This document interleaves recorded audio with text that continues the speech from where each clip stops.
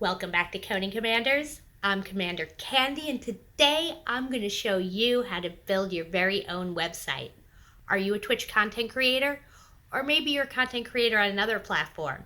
Having your very own website is the perfect way to bring your fans together and drive even more traffic to your channel. So let's get started. I have this template built. You're looking at it right now with my information put in. I'm going to show you how to make this website your own by making Hatnick's fan site. You might want to follow him at twitch.tv/Hatnicks. We have a side menu here. In mobile, the side menu turns into a hamburger menu because we love hamburgers. Yes, we do. There's my social links. There is my stream schedule, about me. Click on read more. It'll tell you more about me. My Twitch channel embedded. My stream team, which is Hatnick, Sir Dialot, and Juju. Step 1. Go to codingcommanders.com/website-builder. And then when you come to this page, go to the first one, Twitch website project. And it describes the project. Step 2.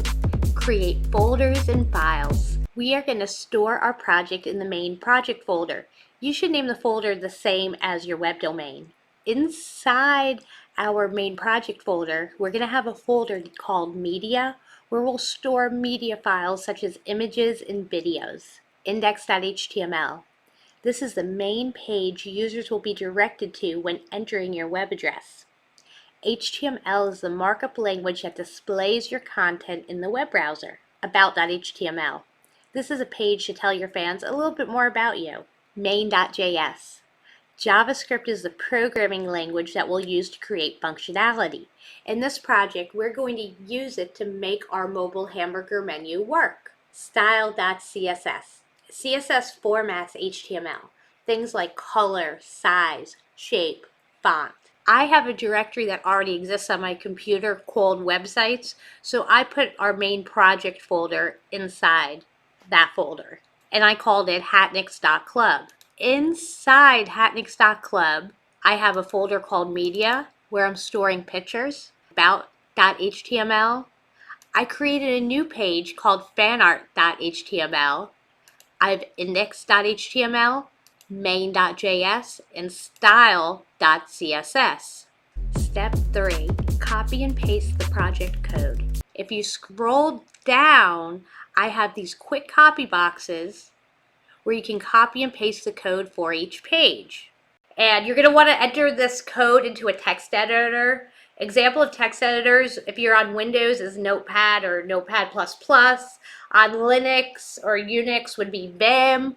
And then there's like Atom is available for Linux, Windows, Mac. There's a million text editors out there. Step 4. View your code in the web browser. We have all of our content copied and pasted in. Let's make sure it's all saved. I'm just going to do a Control-S. And now I could go into the folder to view it. Okay, now I'm going into websites. There's hatnicks.club.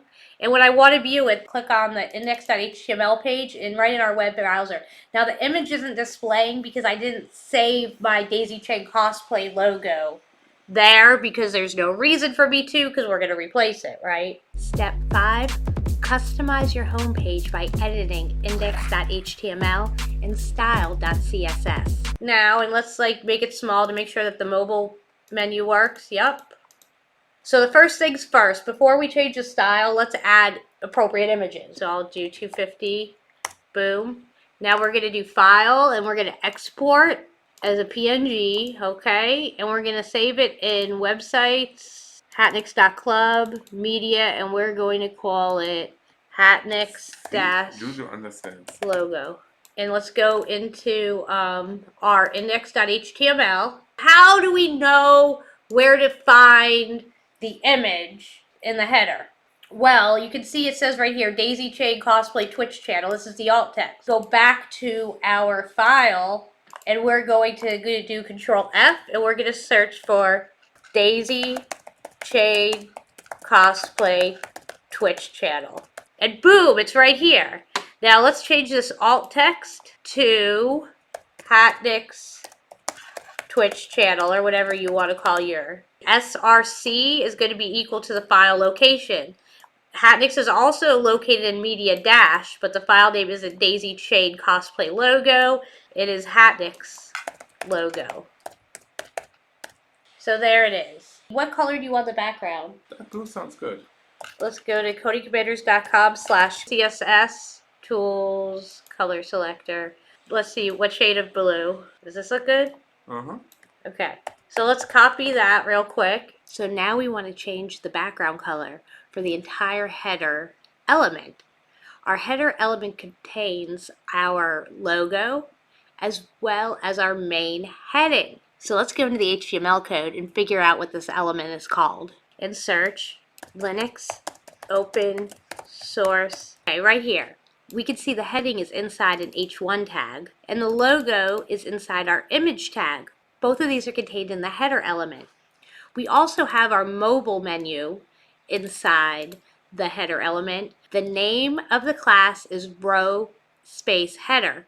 When you see two names with a space, that means that this element is containing the CSS information for both the class row and header. Row comes from our responsive CSS. There's tutorials on that, but what's making our header is called header. So we're going to go to the CSS page and we're going to search header, and then we're going to look for the background color, and we're going to change that to this. We want to make sure that we have a pound sign in front of it. Boom. And we're going to refresh the page, and this is what it looks like. This looks good. Do you want to change the shadow color, or do you want shadow at all? Do you want a different color for the shadow? No, I'm not really a friend of shadows. So we're going to go back to our CSS file, and we're going to look for box shadow, and we're just going to delete it because he doesn't want any shadow. No more shadow. If we want to change the background for the entire site, we're going to go into body. So let's search out the body. Background color, we're going to change it from black to this. Whew. Yeah, this is much better. What do you want? What color do you want the text in the header to be? While we're on the H1, Linux, Gaming, King, Hatnix. Now we're going to go to our CSS and let's search out our H1 tag. Here's the color, and we're going to change that to this color. Maybe we should put a little bit more padding on it. You have your whole H1 element. It has spacing and it has text. Margin would put in space above your element. Padding puts in space within your element. So we're going to do padding top. Let's try 5%. That looks perfect. That looks perfect. Text shadow is black right now. Let's change that sucker to white. We get a little smaller though.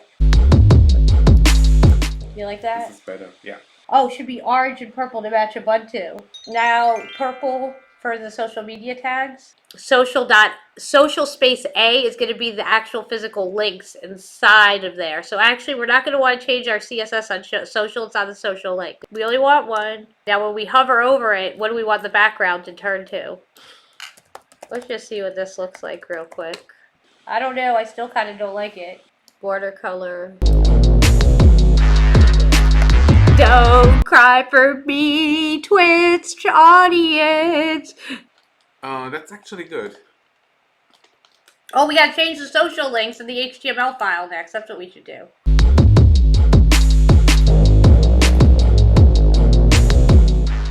Now let's change these boxes. The div is called schedule. So that's gonna be our CSS class.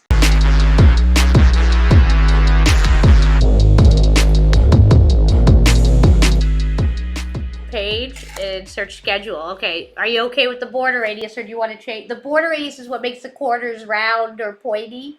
Well, they are by default pointy, but you can use border radius to round them out. The higher the number, the rounder it will be. Them a little bit rounder, please.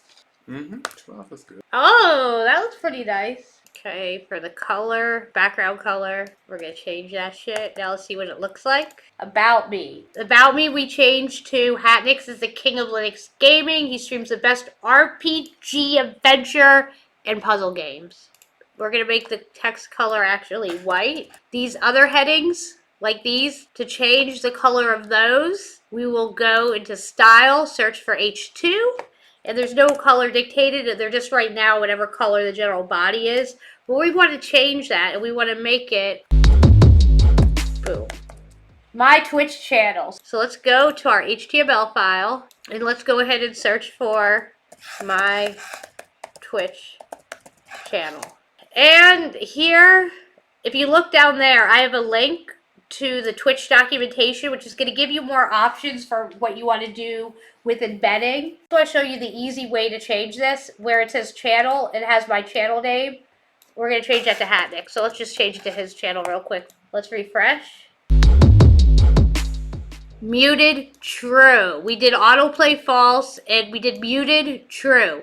We did muted true. That way when people go to your website, like say you're playing a game or say you're hosting somebody who's playing, you know, a first-person shooter game and it's going and they're screaming, "Ah, yeah, I killed the motherfuckers!" And say the person that clicked on that link was like in a public place or something, and then they click on it and they hear, "Yeah, die, you motherfucker," start screaming. They're clicking off that page and they're going to think twice before they ever go to your page again.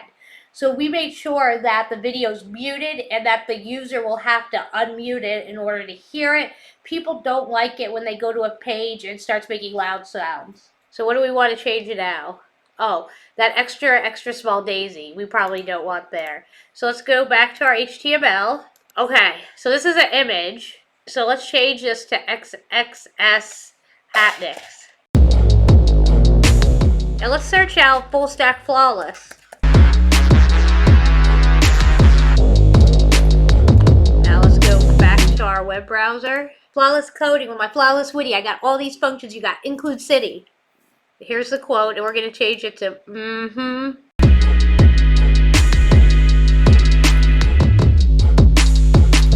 This is where I had Stream Team Hatnicks. I'm going to change that to Daisy Chain Cosplay.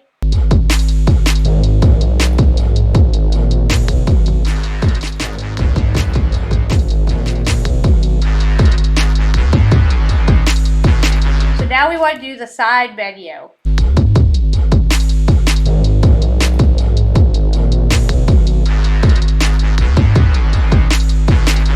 So why is it that I'm putting his Twitch channel here and there? When people are looking for social media, right? So say somebody's here, like, I want to follow him. What social media does he have?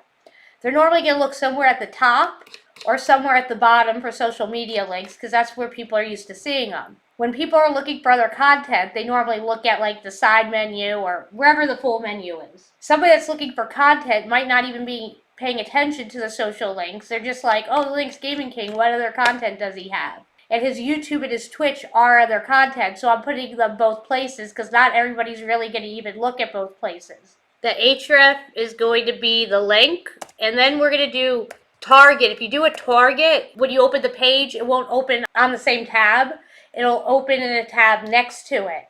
And you can call your target whatever you want. You want to be consistent because everything you call it, it's going to open a new tab. So this one's called, see, these are both called blank. So if somebody clicks on his Twitch, and then they go back here, and then they click on his YouTube, it's going to replace the tab that has the Twitch with YouTube. If this was called, say, Target Twitch, and this was called Target YouTube, and then it's going to open a new tab every time you click on something. And people don't really like websites where every time they click on a link, a new tab opens. So there's the Instagram. So this one's blank too, so it's just going to replace the tab that has Instagram. And this one's blank too, so it's just going to replace the same. So the class of the side nav, as you can see, is called side nav. So let's go to the CSS, and let's look for side nav. Oh, what do you want the background color of this as a whole to be? Purple? That purple color? What about this dark aubergine? So let's change the side nav div background. Side nav on hover. Background color, we have it dark red, and we want to change it to orange. I like it. I wonder if all the purple should be like that. I kind of like that color. Kind of nice, doesn't it? Much better. Let's make them darker too. Oh yeah, this is nice. Step 6. Edit the metadata contained in the page head. Each HTML file contains a page head element. The page head contains important data for the web browser to read, including data used for search engine optimization. If you create a page head, you must have a page title within. The traditional page title format is primary keyword dash secondary keyword, pipe, and then your brand name. Now, if the HTML document you're making is the home page for your site, you might want to actually use your brand name as a primary or secondary keyword. The page head in the sample code is Linux open source Twitch streamer pipe coding commanders. Page title should be specific and appropriately describe the content on your page. They are very important for SEO.